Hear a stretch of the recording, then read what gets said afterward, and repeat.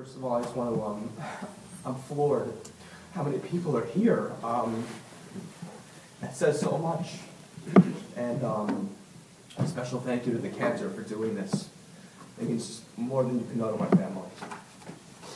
And Michael and Frank, I'm sorry for making you listen to show tunes on the way over here today.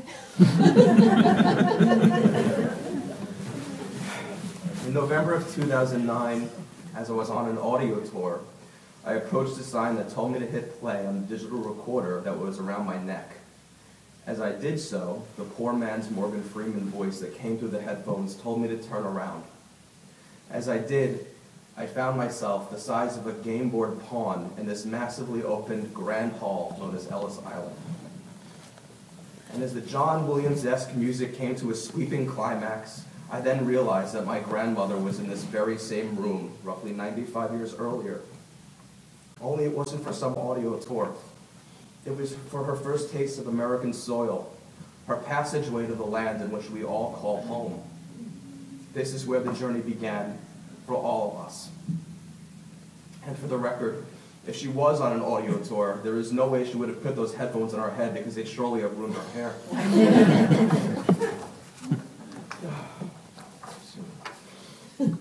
Grandma, a day that I have dreaded since the time I was a child, but knew would eventually arrive, has finally come.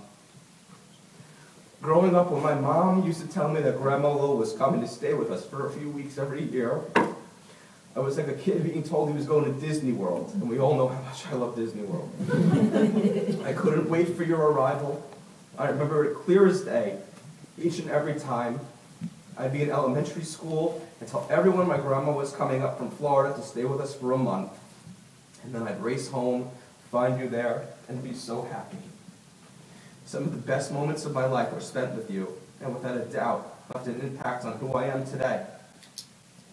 And even though you lived nearly 100 glorious years, it just seems so irrelevant right now. It's so hard to believe you're gone. I truly don't think I'm alone in saying that I thought you'd live forever. As I stand over you resting peacefully, I look at this room and I am fascinated. Many of this room's population would not exist had it not been for you. As just a little girl, your parents took you on a daring and courageous journey across treacherous waters in order to build a life here in America from scratch. A life that you, our matriarch, would begin building, and we, your descendants, would benefit from. Too often we take things like that for granted. To all of us here, remember who you are and where you come from, because without the tenacity, leadership, and love from this woman, we would all be but a mere possibility. And whether we like it or not, our family is our family, and there will always be a part of it that rubs off onto us. The part of Grandma that rubbed off onto me was her humor, wit, anxiety, and love handles. Too often, she would have me in stitches, giggling hysterically as a child to laughing uproariously as an adult today. Your charm and wit is absolutely one of a kind, and we won't see the likes of it again. There is no doubt that had we grown up together at the same time, we'd have been each other's go-to best friend. You always loved me for who I was. When I opened up my sexuality to you when I was 18, without missing a beat, you said, "So long as you're a good person, so what? I love you just as you are, my Jeffala." Even my friends use Jeffala as a term of endearment for me now. You see, you rubbed off on them too. There were many things you loved and adored in this life, but what you cherished most was taking pride in your family. Nothing made you happier than when we all got together. Passover seemed to be your favorite. With the intricate rolling of countless cabbages stuffed with pride and love to the next morning where you'd cook us all Spanish omelets by popular demand, I'll never be able to sing the ever-popular Simonoff standard, "I Love My Rooster," again and let anyone else do the cow part. I hereby declare that as retired. The cow part, not the song. Your love and support for all of us always came through. You came to watch us sing and dance and witness commencements as we became scholars. You danced at our weddings and celebrated our retirements. You held our hands. You mustered all your strength whenever the family got together for birthday celebrations in recent years past, or when family simply came to pay you a visit. You even found the strength to be able to attend the most special family event in my life to date as you shared in Amanda's wedding. And the memories will never fade. Picking grapefruits off your famous grapefruit tree in your Fort Lauderdale backyard. Me being absolutely petrified of the oil painting of the rabbi blowing the shofar in your living room over the couch I slept on when I visited and making you take it off the wall so I could sleep. Your strange obsession with watching hours upon hours of country line dancing marathons on television. The incomparable hugs and kisses. You getting stuck in a waterbed after trying one out in a Macy's department. Your economic way of using cans of Aquanet as air freshener in your bathroom.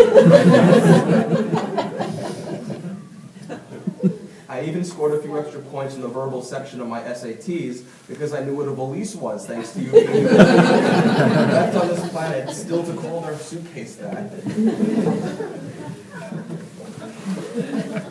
The list goes on, and the stories will never end. Grandma and I both had a love for food. The main story she loved telling me over and over and over again was that when I was a little boy of about 2 years, she was watching me one evening when my parents went out at their house. Being the mischievous child that I was, I hid from her behind this awful mirrored 80s Nouveau Art Deco wardrobe-like accordion thing my parents had in their living room. And since we all know her very well, we all know how calm she was when she couldn't find me. Because she never got anxious or worried. What she did was go into the kitchen and come out with a piece of Entenmann's chocolate cake. As if wooing a stray animal. She'd say, "Jeffrey, I have chocolate cake." And I'd pop out from the behind the mirror and go, "Here And as her hair went from the transition of brown to red to blonde to white, the surface may have changed, but her wonderful soul and spirit never did. A few years ago, in her later life, her mannerisms may have become a bit more curt, but still never less than hilarious. How does it feel, Grandma, to be 98 years old? Like an old baby. Oh, I get you, darling. A happy one. Oh. My Sheffield, my darling lawyer. Lawyer? What are you talking about? You. What a lawyer. I said, "You old tramp. You think that you had sex. You're telling me this with my son-in-law. I'll chop your head off if you ever go near him again." This is when the Eisner household answering machine got its work out. Who could forget the 8 a.m. calls where she'd tell my mother to come over to Gerwin and help her pick out an outfit? "Shelley, you better come over here and help me get dressed." And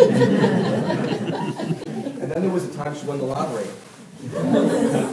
"Shelley, I won the lottery. $365 billion.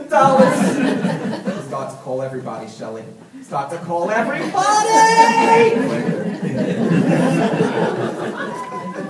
I really wish we'd saved that message. Speaking of Shelley, attention needs to be paid where it's due. Mom. I know I speak for all of us in this room by saying that you deserve a medal. And the truth is, without you and your constant devotion, innumerable visits, and tireless efforts, there is no doubt in my mind we would have all been in this room years earlier than today. You made many sacrifices by taking on this role of primary caretaker. I don't think that all of us don't appreciate every second of it. Every parent should be so lucky to have a child such as yourself. You are an angel and the true role model amongst us. I'm so proud of you. Dad, the same goes for you and for all your unbelievable and generous support. You truly treated her as if she were your own mother, and rightfully so, as she certainly considered you her fourth son.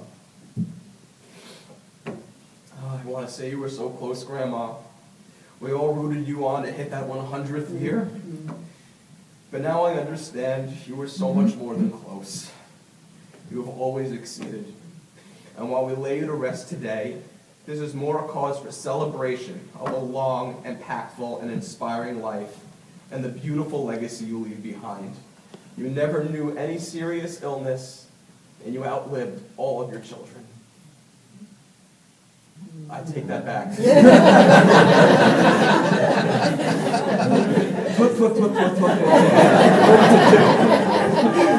All of your children outlived you. My God.